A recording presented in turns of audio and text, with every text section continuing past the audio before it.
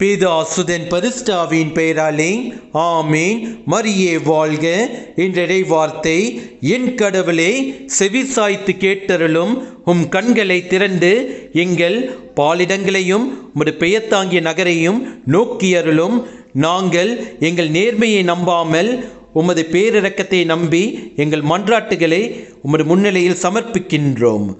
Open your ears, my God, and listen. Open your eyes and look at our devastation. Look at a city called by your name. We pray our prayers for help to you, not because of any righteous acts of ours, but because of your great compassion. தானியேல் அதிகாரம் 9 வசனம் 18.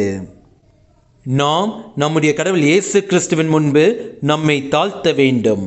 அவரிடத்தில் நாம் ஜெபிக்கும் பொழுது நம்மிடம் அகங்காரம் இல்லாமல் பார்த்து கொள்ள வேண்டும். நாம் எண்ணும் எண்ணங்களை நம் கடவுள் இயேசு கிறிஸ்து அறிவார். அவரிடத்தில் எதையும் மறைக்க முடியாது. அவர் நம்முடைய கடந்த காலத்தையும் நிகழ்காலத்தையும் எதிர்காலத்தையும் அறிந்துள்ளார். நம்முடைய எதிர்காலத்தை மாற்றி அமைக்க நம் கடவுள் இயேசு கிறிஸ்து ஒருவரால் மட்டும்தான் முடியும்.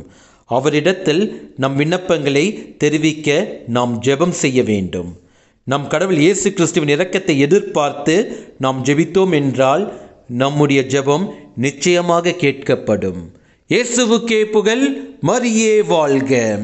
ஆமேன். பாதை அறியா குருடனை போல் வாழ்ந்தேனையா, பாதை அறியா குருடனை போல் வாழ்ந்தேனையா, பாசத்தோடு கண்களையே திறந்தீனையா, பாசத்தோடு கண்களையே திறந்தீனையா. அப்பா உமக்கு நன்றி, ராஜா உமக்கு நன்றி, அப்பா உமக்கு நன்றி, ராஜா உமக்கு நன்றி. கடந்து வந்த பாடைகளை திரும்பி பார்க்கிறேன், கண்ணீரோடு கர்த்தாவை நன்றி சொல்கிறேன், நான் நன்றி சொல்கிறேன்.